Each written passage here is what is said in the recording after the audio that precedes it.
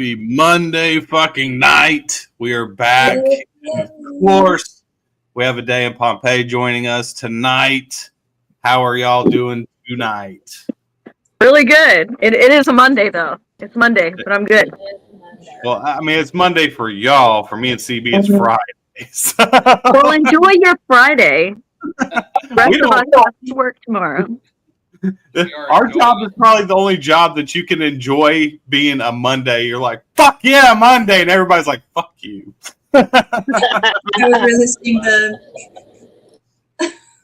like, fuck that shit. All right. So we're going to go ahead and jump right into this shit, but I'm going to let CB kick it off tonight. I'm going to pick on him first.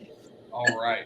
So if you had the opportunity to go to any country to play at any venue, what would that be?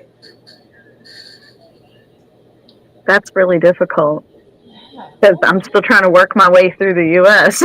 Like even just in the tiny little East Coast. That's for like those dream big, nothing's impossible kind of thoughts. But I really don't know. Somewhere outside, like a really big outside, and it's not in a different country, it's here, so that doesn't count. Like Red Rock in Colorado, it's pretty cool, just the way it looks. Based solely on the way it looks, I would love to play there. That's an extremely popular answer on this show. Isn't it? But it's so pretty. Yes. It is. I have heard Red Rock a million times on this show. I have nothing original there. Nothing. I never heard of it until the fucking show. It was horrible because I'm a damn musician and I should know all these like popular. That's the one place I was like, I had to look it up. I'm like, honestly, okay, just that's cool. Pictures and videos. I was like, that looks like a lot of fun. But I don't know. Candy, John? Antarctica. I'd go to Canada. Canada. Yeah, because it's got hockey and moose. Because moose and obviously moose. The mountain meat that arrest you and stuff. Oh, so you're a hockey fan? Yes. Okay, we're gonna get along just. All right. That's the show. That's all it is tonight. Yeah, we're gonna get along real well because I'm a big hockey fan myself. So I know one thing about hockey, is that people beat each other up. But I was gonna say the fighting is fun. For the ladies. So it's the boy zoo.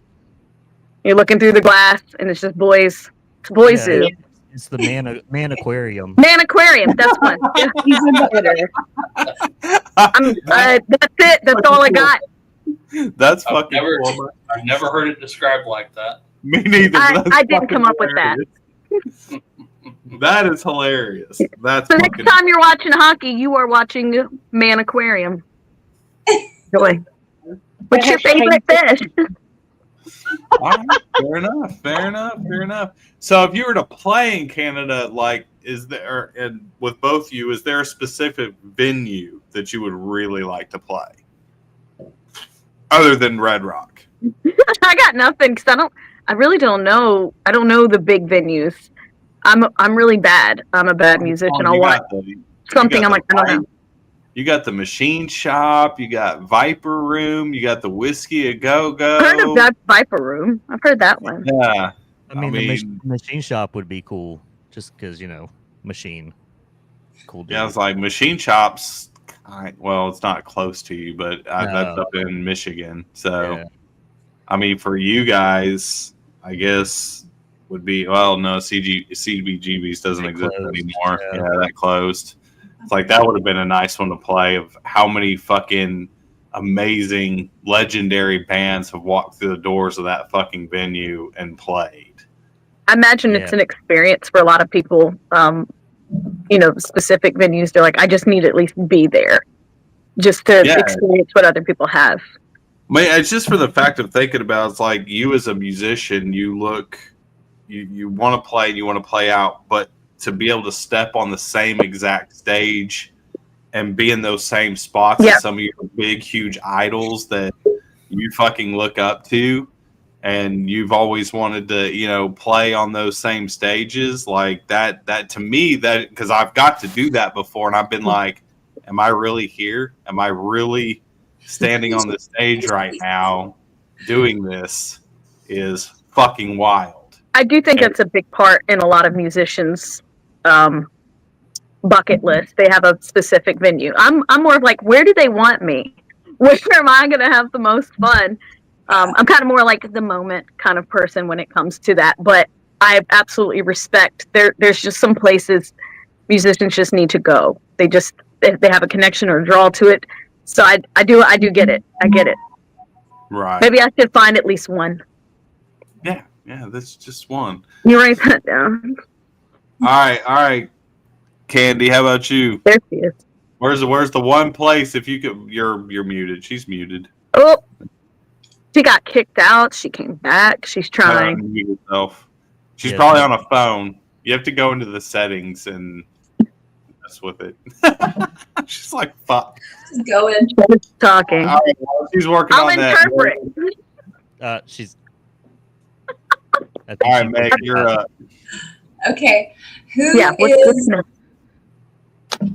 Okay, here we go. We're back. Well, do we want to give her a chance to answer? Oh yeah, let's let her answer. Yeah, I'm so sorry about that. There she is. Here I am. I'm so sorry. Real quick, you got 2 seconds. A venue somewhere that you would want to play. Oh, so my answer, Antarctica. Make it happen. There's a way. Fallout Boy There's a venue up there somewhere. think we could make it happen. Just the impossible. You want it to happen. Impossible. Have you ever played outside when it's fucking freezing cold? Yeah. Yeah. Sucks. It's hard to think. Awful. And I will never, ever, ever fucking do it again. You couldn't pay me enough to do it. I would choose that. But as a vocalist, I have a cheat. I mean, my hands aren't freezing up. I can drink hot tea. I would choose the cold air over smoke-filled room, like cigarettes, just cranking in the diner. Because it's nice it is for everybody to enjoy their cigarette. I can't do it. I'm dying. Right. Like, I cannot do it. Maybe the room was small. I experienced that in a couple times. But the cold, I like the cold. Send me there. But stick me on a stage outside down in Florida at like 95 degrees and I'm golden. I'm fragile. I'm like, it's hot. I'm sweating. I'm passing. I am fragile. I'm going to be, the older I get, the pickier I am. It's happening. Yeah. That'll happen. I don't do cold very well, like at all. I am not a cold weather person. There's a reason I live in the South, on the beach, on an island. Yeah, I'm with you there. I would much rather sweat than freeze. Much rather sweat. Yeah. I'd rather freeze than sweat. I'd much rather. December, baby. Once and that worked for about 10 minutes. But it was still like, I think if with some proper planning, I could make it happen. But to each his own. You have your answers. I love the beach. I love the water. I love my palm trees, and that's where I like to stay. I love those things too, though. I do too. Like where we live, the humidity is just it's unspeakable at times. Girl, you need to come down to where I live. I know. Mine is nothing compared to that. And if I think of anything hotter than this, I'm just like, my brain shuts off. No thank you. Look, Central Virginia, which is where the three of us are from, you get all 4 seasons, and you can get them in the same week. So yeah, you can get them in the same day. Yeah. Same day. Oh. Yeah, absolutely. Yeah. Diversity. Exactly. Hello to Crystal. Hi, Crystal. So, Meg, you're up, girl. All right, we're gonna get personal. Ooh, I love that. Who is the mom or dad of the band, and who is the gremlin? Who's the little chaos creator? The chaos creator is not here at the moment. Yeah. Okay. He's back out doing chaotic things. Yeah, because he's 19 and he's an old man. Yeah. He's the literal child in the band. I mean, he's close enough. Yeah, I think he's 20, but he's got the body of an 80-year-old person. Like reverse, Yeah, like Benjamin Button. Yeah, very, very much. So shout out to Brian, and you're back. John's probably like the dad of the band. He's Most responsible. got a lot of ideas and good direction. So it's like, well, what do you think? So probably John. All right. That's my vote. Yeah. Who's the partier of the band? Not me. Not John. Okay. Also Brian, and that's why he's an old man. Wow. I don't party anymore. I'm too grown. I have a bedtime. I have a schedule. I love people watching though. Like if we're doing a gig or I'm just out in some type of venue, a show is happening. I just like to watch the other people that are partying, that are just completely gone. They've had fun. They've had their drinks. They're dancing. Like I want to just watch. This is so entertaining. Like I did my part. I just want to watch people party. It's because I don't have to feel the hangover tomorrow. I'm not going to be tired from all the dancing. So Meg and I just covered Welcome to Rockville a few months ago. Nice. And we could probably do a 2.5-hour show on the shit that we watched over that fucking 4-day festival. Oh. Absolutely. And shit that just happened to us, and mainly me. I don't know why all the crazy shit happens to me, but it always fucking does. We'll have stories at least. Just a magnet. He's a chaos magnet. Exactly. Yeah. I just don't know how some people do it. I don't know how they have it in them to keep the partying, but yeah, I guess our chaos gremlin and our partier, he is unavailable right now for comment. Chaos gremlin. All right, Daff, you're up. All right, so who is your guys' inspiration non-music? Ooh, that's a question. I was ready. I was like, why you didn't do that to me? Was so confident. I was so ready, and now I'm just like to do music. What is that in general? Oh, I'm gonna give such a cliche answer. Somebody else go first. I don't think it is. Nose goes. We don't put John up first. Yeah. John. I have no idea. Come back to me. I'll give you one. That was what I was trying to do. Okay. I guess I'll get, if it's a real question, I'll get serious. I'm a person of faith. Jesus inspires me. I'm very inspired by family, very close to me. When I'm sitting around thinking that, I can't do things or I'm not capable, and, they're like, yeah, you can. You totally can. And then I do it. And, or at least I try. And what was it that Owen Wilson said? Sting. Sting is a big inspiration to me. He said, the music he makes, I don't really listen to it, but the fact that he's making it, I respect that. Wow. Just wondering if anyone would get that. Zoolander references just dropping. Yeah. Mm-hmm. I'll give mine. Find inspiration in lots of places. You really can. I got one. I'll. It's a little cliche, but like 13-year-old me, 13-year-old Anna, wasn't in a band, wasn't writing songs, was barely playing an instrument. Okay, and I wanted to learn the drums. And a family member asked me. I was about 12 or 13. They're like, well, what do you want to do when you grow up? And I was like, I want to be like a super famous drummer. I want to be a really, really just awesome drummer. And they laughed at me. Rude. They laughed. Rude. And I was just like, okay. Because their opinion, it hurt because it's family. But I was also like, they don't know what they're talking about. No, 13-year-old Anna didn't get to be the big famous drummer. I was like, absolutely, this is not for me. Yeah. So definitely not for you. No. But I still chose a similar path, so I stuck to it. So 13-year-old me. One of my sister's friends, we were riding in the family van, and I'm singing my song. I'm like 8. I'm like just singing this pop song. It's probably Mariah Carey. I don't know. Probably. Admit it. He was like, "Who sings that song?" And I said their name, and he's like, "Leave it that way." Insults to little baby Anna. How could you?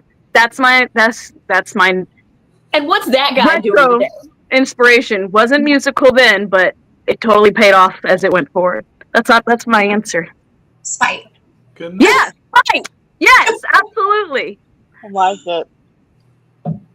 I got one. So mine is a professional skateboarder named Steve Caballero. Okay. You might be familiar with the half cab shoe that Vans has. That's his professional model shoe. But the dude skates. He plays music. He does art. It's just like he does everything. And it's kind of like, well, if this guy can do it, I can do it. Yeah. Exactly. It's a good attitude to have. Yeah. Yeah. Fair enough. All right. So, music-wise, if you guys could spend 24 hours with any musical icon and learn everything they know within that 24 hours, dead or alive, who would you choose to spend that time with? Black Sabbath.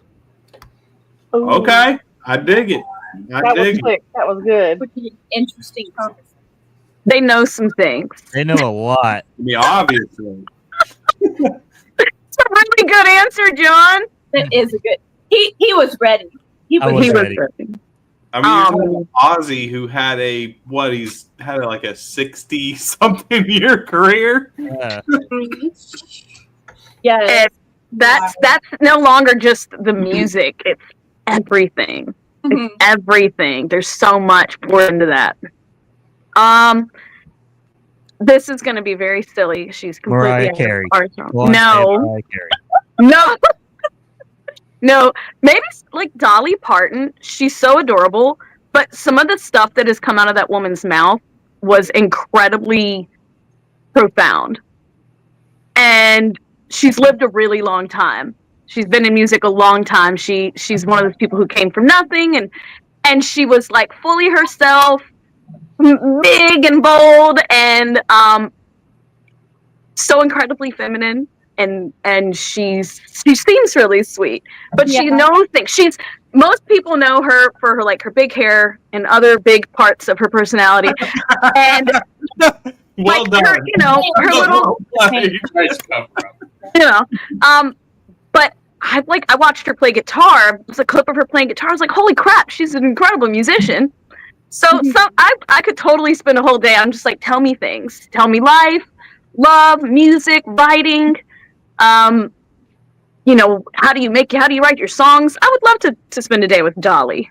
I'd do it. Okay, fair enough. Paul McCartney. Okay. Just because I don't know, She loves Paul. I've never heard a song by him that I didn't like, even though there's lots of it that's not really my type of genre. But I just remember during the lockdowns a few years ago when everyone else was retreating and, he's like, well, I'm stuck in my house. Let me make a whole album and music videos to match every single one. And the man is, I say this carefully, elderly. Okay. And he just has a mind for songwriting, both lyrically and musically. And it's just always something I'm like, well, what is it that you're tapped into? What is it that you get that I don't get, or that the rest of us don't get? What's the secret sauce? What is the secret sauce? It's sprinkle in the season. Doing Paul McCartney. stupid fucking TikToks. I could talk about that. No. Oh my god. That's fun. Got to get on that trend. What's trending? Hashtag. It's fucking ridiculous is what it is. But I want to vomit. I get it, but it's just I don't have to like it to understand it. I'd rather punch myself in the face than go on goddamn TikTok look like a fucking idiot. You don't want to do the 20-second dances? No. You don't want to come on. It's a wasteland. It's an absolute. It really is 100. I use the word. I said this today that social media, which I love it for connection and art and socializing. You meet really great people, but a lot of the places where trends are happening, especially things like TikToks, it's a killing field.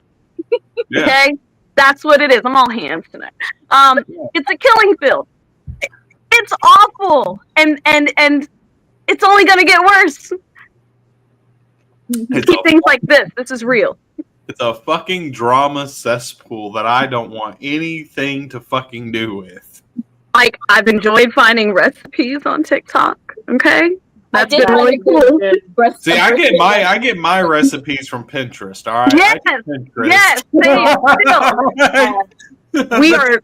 How old are we? Yeah, I still love Pinterest. I use it daily. I work in childcare. I run my own business. Okay.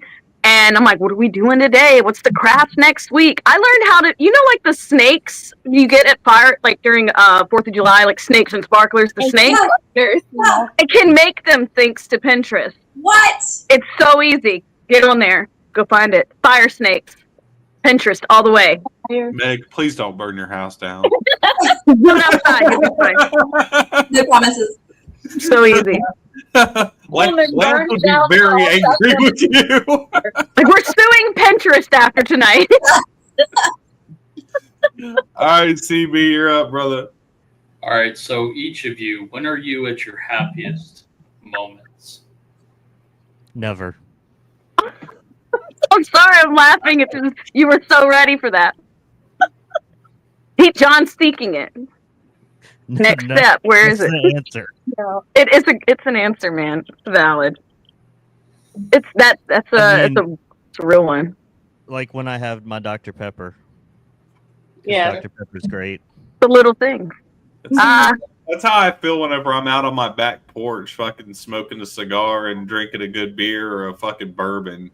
Like, that's where it's sitting. Really, honestly, for me, I would have to say I love being on a stage, and it doesn't matter whether I'm playing or if I'm hosting.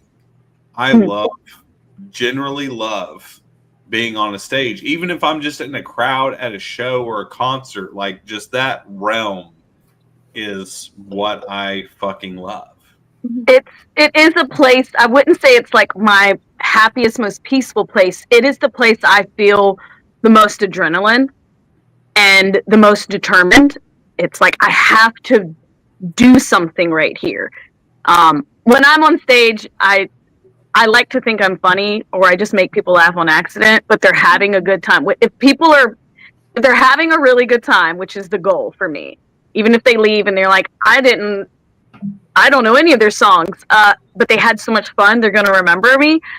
That's a really good feeling. Yeah. But that's the thing. That's the thing where most musicians forget is you're not only a musician, but you are also an entertainer. I love to entertain. I love it so much. I like to host. I like to lead. I like to tell other people what to do. And you can do that in a band on stage. You like put your hands up and they do it. You feel like power. You feel totally powerful and in control of other people. That's a really good feeling, especially when you're small. It's a great feeling. That is definitely up there, top happiest moments. I also love to literally just sit in my garden and do nothing. No one needs me. I don't have to be anything for anyone. And I can just sit there and look at all of my handiwork blooming before me. That's also like right there with killing it on stage. Yeah. See, for me, it's stage and cooking. I love to cook. It's like one of my big, huge hobbies. Would I ever do it for a profession? Fuck no. I did. People are dicks. People are assholes. And no, because I know damn well they would ruin my love for fucking cooking. It does. Fuck them. I'm not doing it. So. If you want that concept, watch the movie The Menu. About ruining your love for cooking. It's a great movie. Yeah. But Candace, what's your answer? When I'm in the water. Okay. Mermaid queen. In a lake, in the ocean, in the water. And I'm not a particularly like outside person, but there's just something about a large body of water that, yes. I would agree. I would agree with you on that 100% because I love the water and I consider myself a water baby. Like I love being in a pool. I love being at the ocean. Like I took his ass when he first moved here from Arizona. We went on July 4th. We went out there, went to the fucking beach all day, and he'd never even seen the ocean. Oh my god! Look here, you're gonna go see the ocean. Let's go. No, we did. We fucking packed up. Well, here's a fucked up thing. So we buy tents because his ass is a goddamn straight up fucking ginger, pasty fucking goddamn. You need that tent. I understand. Well, here's the fucked up part. So we bought the tents, but it was so goddamn windy that the tents weren't really windproof, and it just jerked them down every 10 seconds. So we decided to go without the tents. He's like, "Oh, it's cloudy. I'll be okay." And I'm like, "Oh no, you're not." No, you won't, buddy. So I'm asking him every 20 minutes. I'm like, "You good, bro?" Yeah, I'm good. You good, bro? Yep, I'm good. You doing okay? Yeah, I'm good. Yeah, mistakes were made when he had a goddamn fucking blisters on him the size of softballs on his legs. Yeah. You learn. It's okay. Sorry. Oh, he learned because he dropped $300 on a windproof tent 2 days later. You have to be about that beach life. You do. Well, we are now. Yeah. There you go. Get your gear. Absolutely. I'm sorry that you had to go through all of that to get to that point, though. Like, that's a lot. It's a learning experience. Someone failed you. A redhead did not tell you what was up. I failed him. Actually, I did warn him. He just didn't listen. So you have no one to blame but yourself. Well, it was partially my fault because we bought the wrong tents because I thought they were going to work and they did not. So it's partially been there. Like, well, that was $50 wasted on a windy day. Oh, it was a lot more than that. It was the first I've tried it. It was a bust. That was like a $450 day. It was a very expensive day that day. Oh yeah. All right, Meg, you're up, girl. All right. So, do y'all have any like pre-show rituals or like superstitions that you do? Or yes. Okay. I saw her eyes just light up. So, Candace and I are sisters, and we've known each other my whole life. My whole life. You've been alive longer. So, when we would, I'll still do this. We've been doing music together for like 15 years. If you count her. Yeah, forever. I forget how old I am. Anyways, let's just say 15 years. And one of the things we like to do is listen to Prince in the car. Oh, heck yeah. And sing a couple of Prince songs, particularly Black Sweat. Yeah. And we're vibing. It's not even great for vocal warm-ups at all. It's just to get our minds aligned for the show. And so that's like in the car, on the way, gotta listen to Prince. That's a pre-show ritual that I enjoy because, as you know, we sing together and we try to get that sister hive mind thing going. Yeah. That's my favorite one. Yes, I love that. All right, John. I don't know if I would consider it a ritual, but whenever we have shows, I don't eat. Oh yeah, we're not eating. The whole day I don't eat. Because I'll get so anxious, I'll shit my pants. Oh no! Yeah. I agree with that. That's I won't literally shit my pants, but it's like that's that feeling. Yeah. Mine is I'm going to get food poisoning, or I'm going to burp, or I'm going to get bad indigestion, and it's going to ruin the show. So yeah, I might eat if the gig is that evening. If it's like after 6 p.m., I'm not eating after noon. It's not happening. Maybe a Red Bull and pistachios. That's weird. I'll eat some pistachios. CB and Daffy are looking at me because they want me to tell the story, and I already know because I can see it. Did something happen? Oh yeah. We actually have a shirt made of this that you can get from the Sound Injection store because I've told it a lot of times. So I was playing a band. We were on tour, and I was in like my low 20s, and we had a blowout. And I was the only motherfucker that knew how to change a tire. The only fucking one that knew how to change the tire. Yikes. So I'm changing the tire. Well, we stop in this like area that's got a gas station, but it's got a bunch of different restaurants all around it. It's like one big little conglomerate. So I was like, go get us food. I'll take care of the goddamn tire. All right, cool. So they go. They bring back sushi.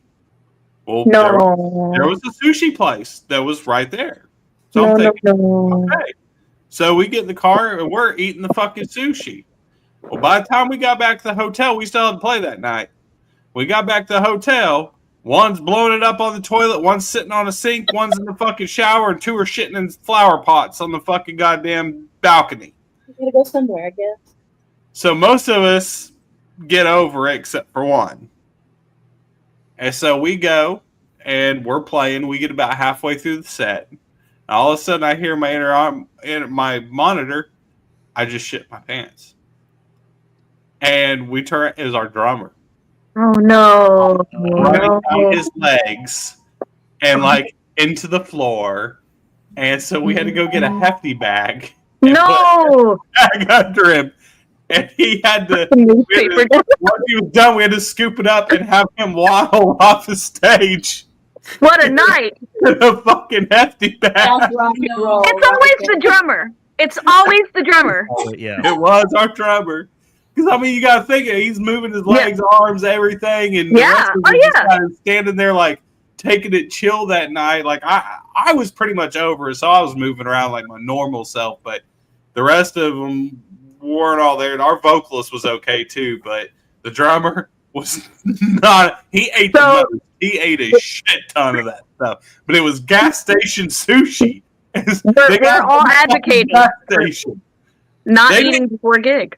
They didn't go to the actual sushi place that was right next door. They got sushi from the gas station. Yeah. No gas station sushi. Like, not even on a regular day. Just don't. No, you never. That's like eating fucking Taco Bell right before going on fucking stage. Yeah, you just don't. You're going to shit your pants. Yeah. So the shared thing. That's rock and roll, man. It was terrible. We had to like beg him to play the next show because he was so goddamn. He's like, dude, everybody's gonna know me as the fucking shitty pants drummer. Yeah. But you know, it's an endearing thing. After a while, he probably was mortified. But people were like, I gotta go see this band. What if the drummer's gonna crap his pants again? You know, like you could be that guy. People, they're talking about your band. I guess. Yeah, but it's Ray. Not the best way. It was fucking horrible. All right, Daff. All right, so I gotta know, since most of us are from Virginia, do you prefer that down home Southern cooking, or would you rather go out and hit up a 5-star restaurant? I'm cooking it. Yeah, that's what's happening. Exactly. I am cooking, and it's in my home, so it's down home. It's Southern cooking. Yep. Okay. I What's cook. your favorite dish then? Like to cook or to eat? Both. Because it could be different. Yeah. I cook so much. Oh my god. I go somebody else. What you got? Well, you said what's your favorite dish to either cook or like have at home? Steak, 1000% steak. Because everybody likes, has the way they like it, and there's no wrong answer unless you say well done. I'm just kidding. Whoa, Dad. No. Are you telling me that you eat steak fucking well done? You nasty ass motherfucker. That is disgusting.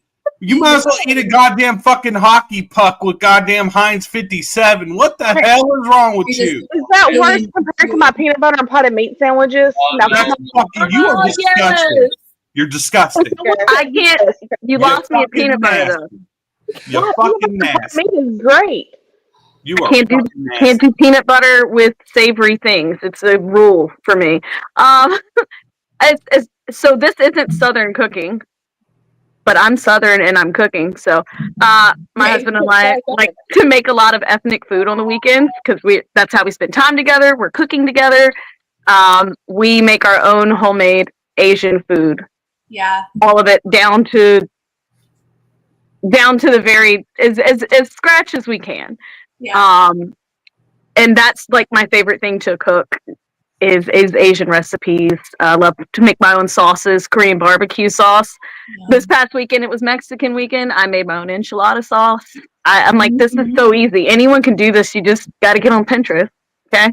Write that stuff down, and you make it happen. But I do love classic fried chicken. Like if we're going Southern, Yeah. I still cannot make it where it tastes like grandma's.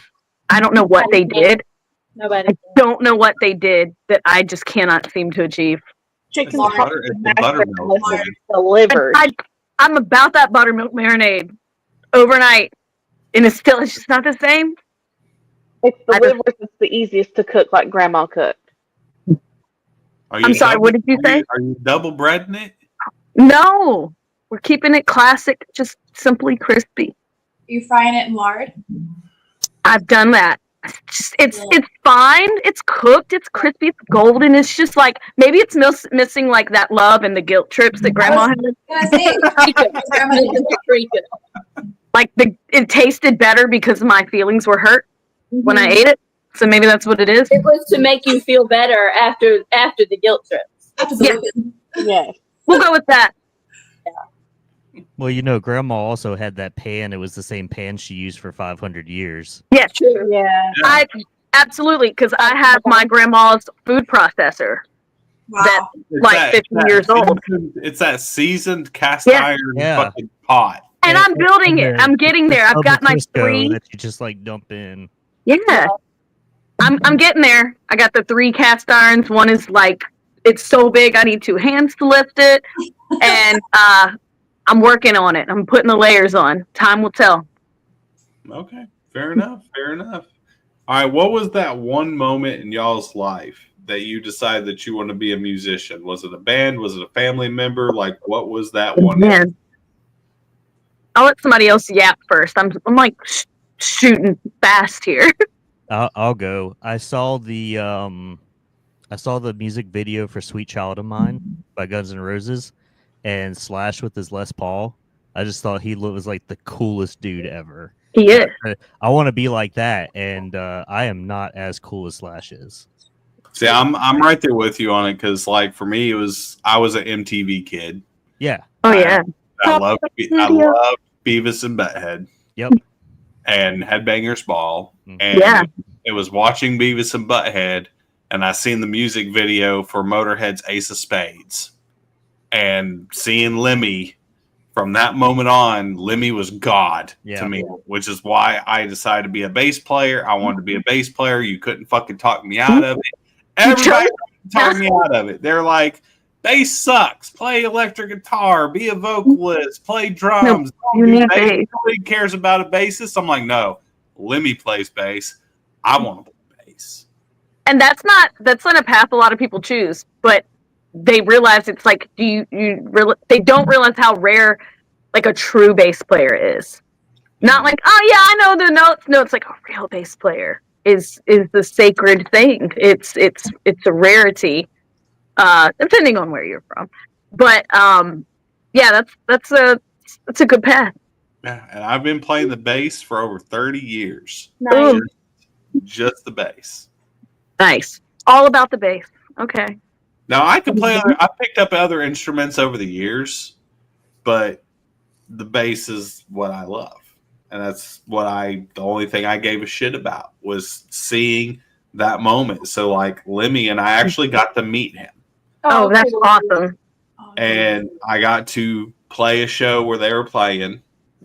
And it was kind of a bad experience, but a good experience because I caught my girlfriend cheating on me in a urinal. And I was in the green room. You dodged a bullet, bro. I think so. And I was at the artist. They had like an artist bar because it was a festival. And we got to play on one of the like teeny tiny little, stages or whatever, really super early. and he came up and he was like, "I know a man that's in distress. You all right?" And I didn't even look. Oh, wow. I was at the bar watching TV that had football on and shit, and I'm a big football fan, so I was sitting there watching football. And I was like, "Yeah, I'm all right, you know, I just whatever." And he was like, "Well, fuck, let's talk about it." And he slides over this pack of fucking Marlboro Reds. He was like, "Have a cigarette," and I light up, and he gets the bartender bring 2 shots of Jack Daniels, and I turn around, and it's fucking Lemmy. That's like legendary stuff. Instantly fucking shit myself and pissed myself at the same time. And I actually got the chance to tell him that story. Nice. You are the reason why I play the bass. And we fucking talked. We had probably about a 45-minute conversation. And he was one of the nicest individuals. I know they say don't ever meet your heroes. Right. For me, it was huge. And it was more than what I could have ever even thought. It might have been a good night for him too to have that moment, because you think about artists that are constantly traveling and it's just face after face, and when do they really get to sit down and have a conversation with someone? Right. Yeah. So maybe for him it was a nice time too. It was a nice moment. Yeah. He was like, Strab, he looked at me, he goes, "Man, bitches come and go. Fuck that damn bitch.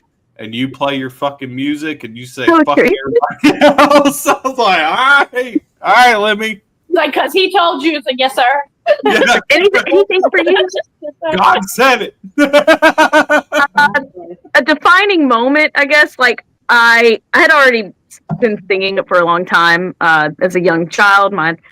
Done like gospel music and church choirs and stuff. So it's like already singing, but knowing that I could do it myself. I was that like wannabe emo 12-year-old girl, 13-year-old girl, preteen, whatever, writing poetry, and was like, I'm so dark and I'm so cool. So mysterious. And I showed a poem to a friend, and he was like, hey, this is kind of cool, but it's more like a song.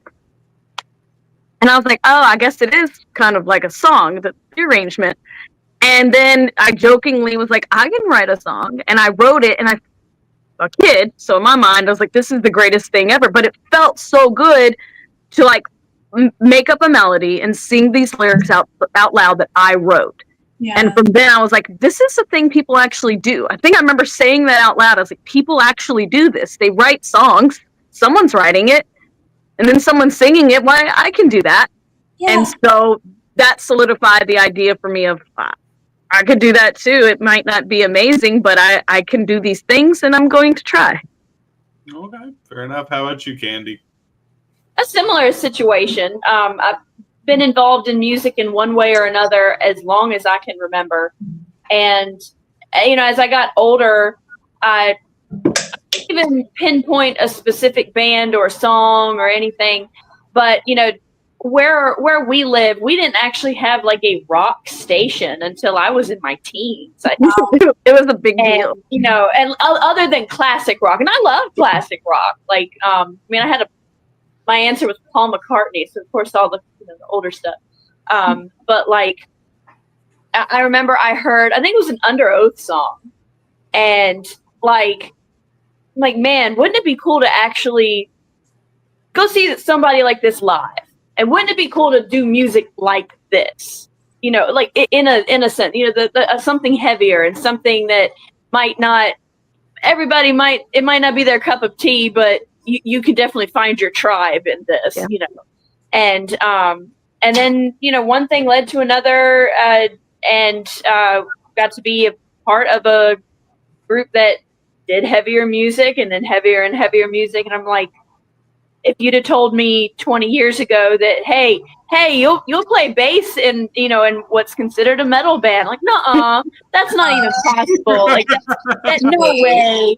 Like, and I'm not, you know, not saying that like I do it so great or anything, but that's just, you know, like, wow, I get to do that. And that's the type of music I want to play. And it's not the only type of music I like to play, but it's probably the type I have the most fun with.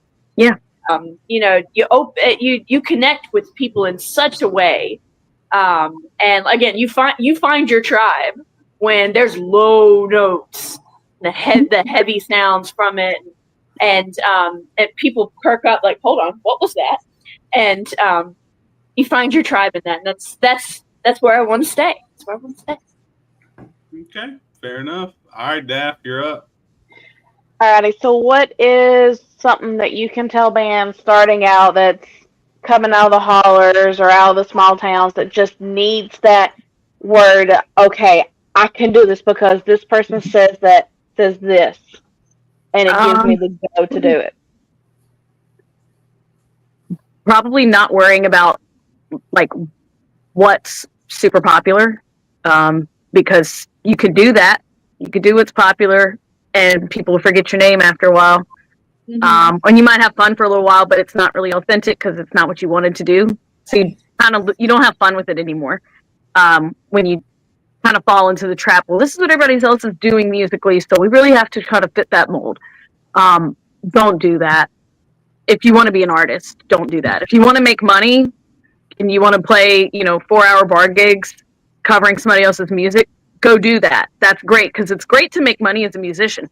Like, I joke about cover bands all the time, but they're making money.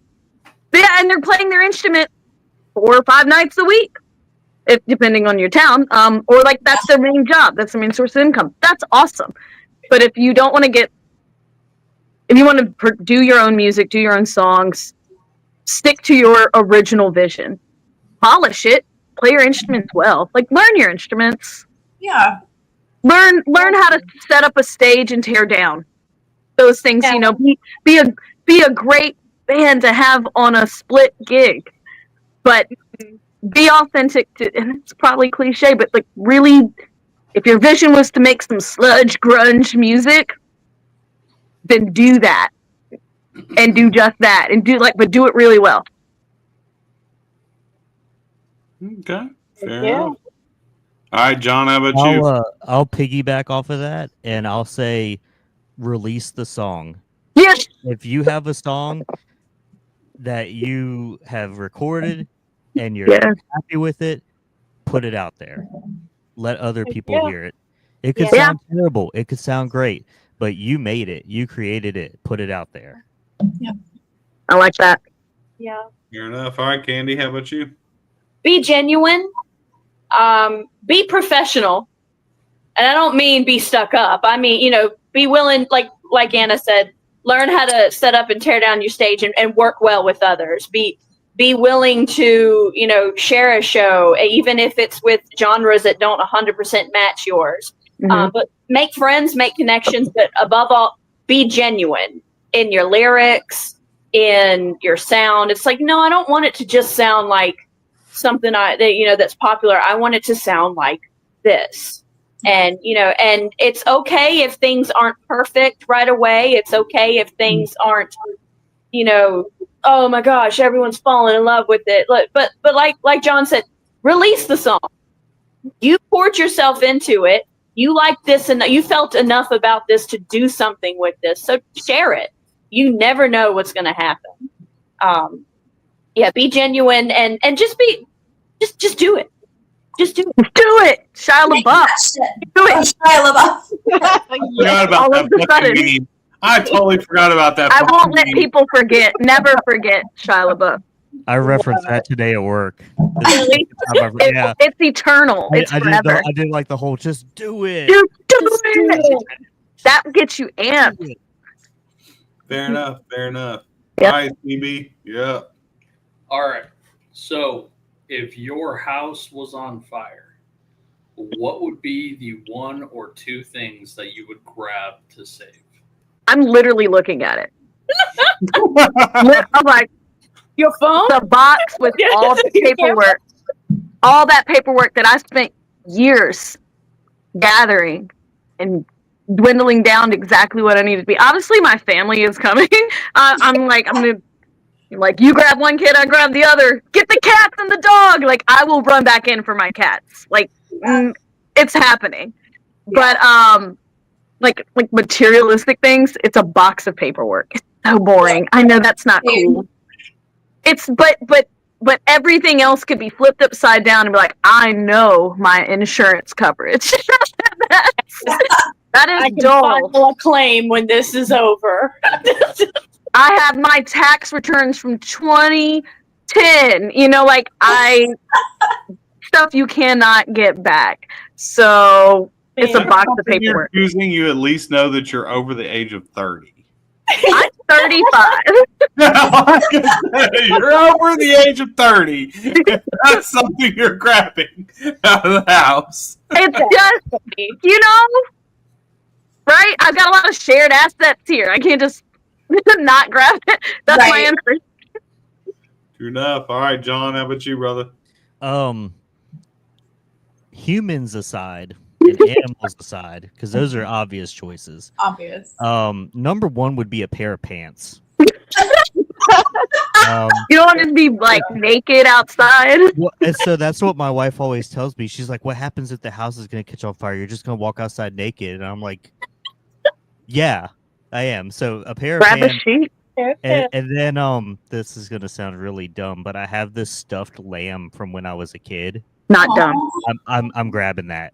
Grab it. That and a pair of pants or shorts or something like that, just to cover my downstairs mixer. Okay. Song, downstairs mixer. Yep. This might sound I don't materialistic. I don't know. My jewelry.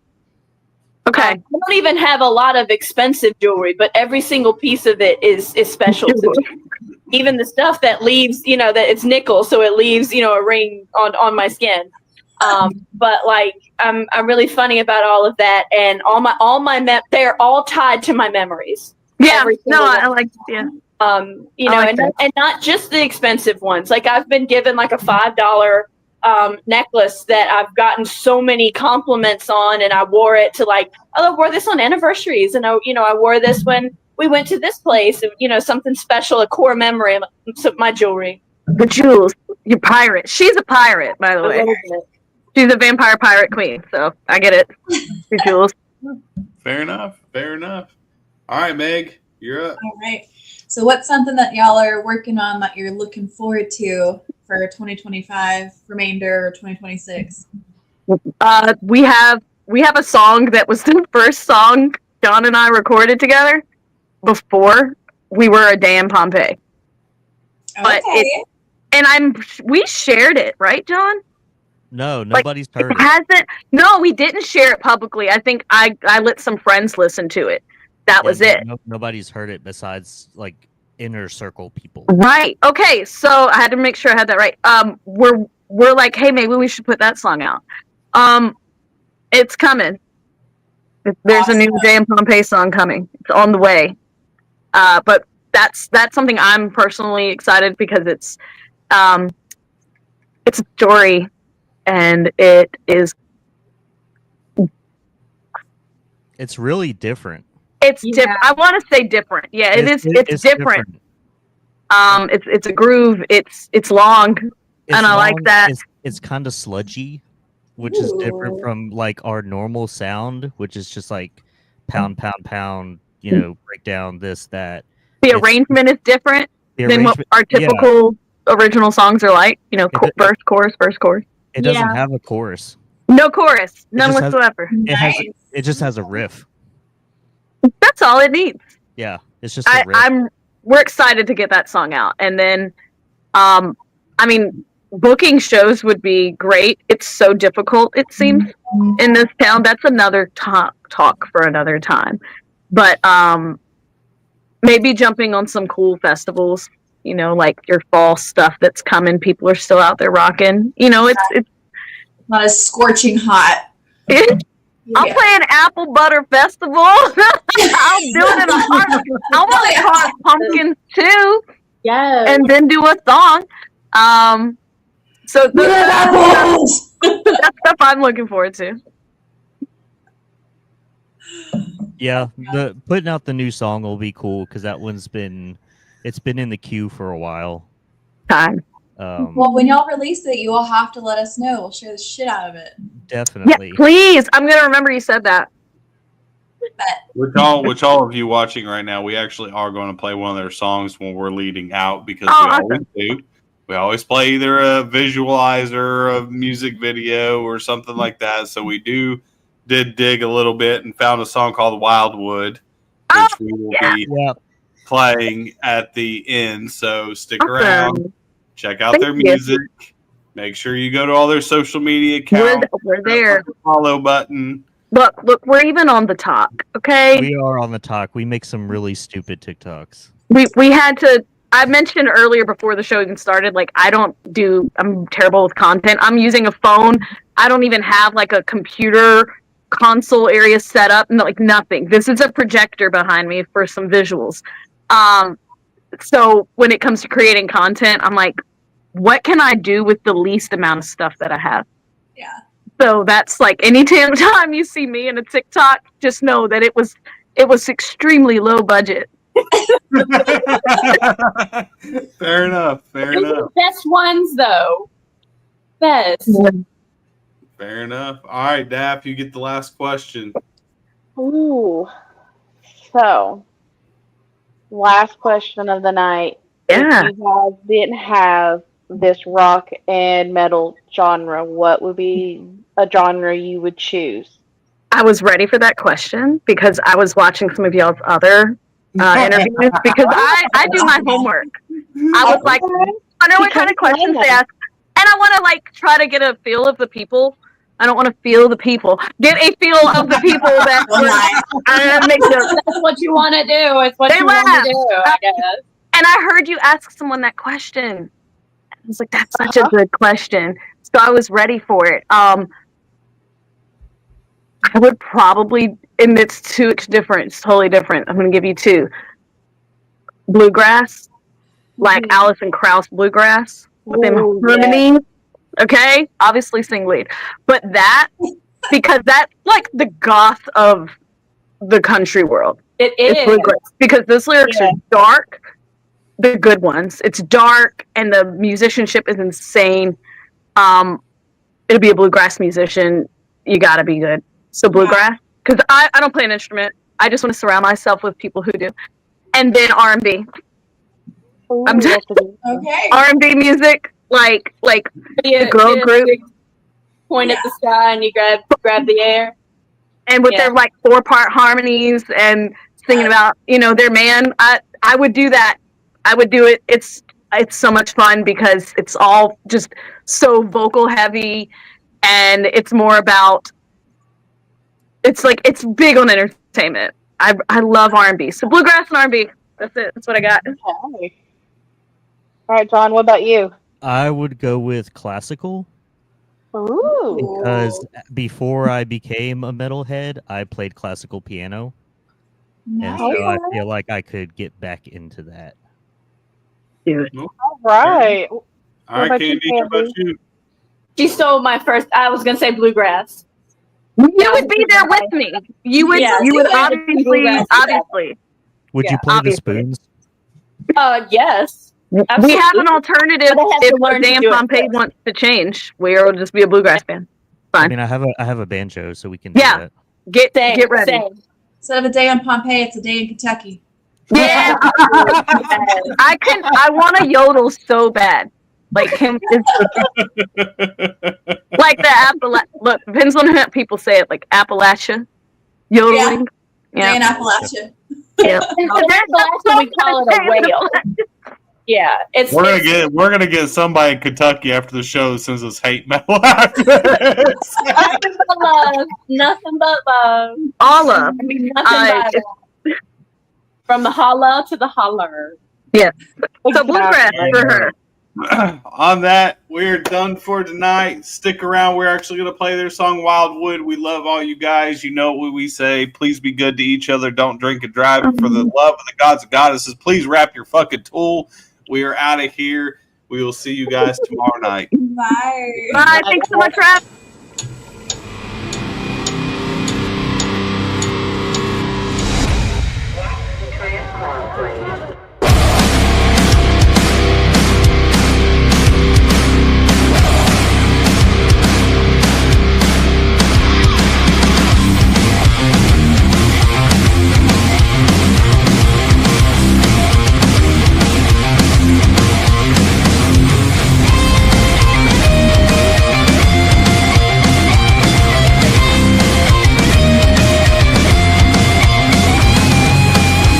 from the news that let you read.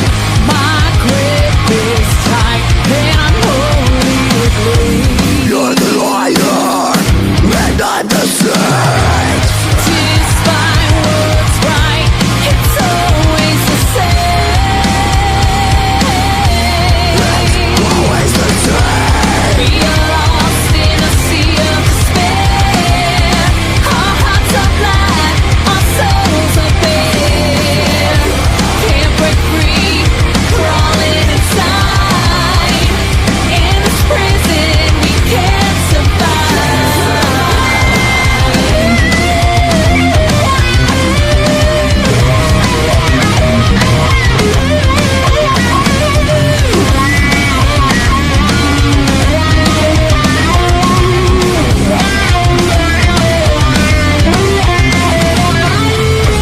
Loaded inside, there's no escape.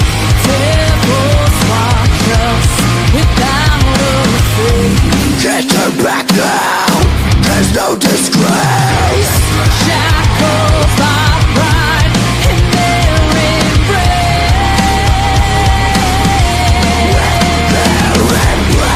We are lost in a sea of despair. Our hearts are black, our souls are bare.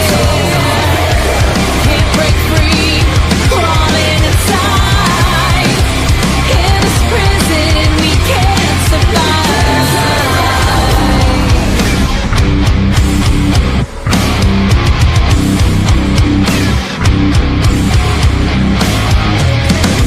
Daylight, turn to blackness. Daylight, turn to blackness. Daylight, turn to blackness. Daylight, turn to blackness. Daylight, turn to blackness. It's turned to blackness. It's turned to blackness. Daylight, turn to blackness. Daylight, turn to blackness. Daylight, turn to blackness. It's turned to blackness. Turn to blackness now.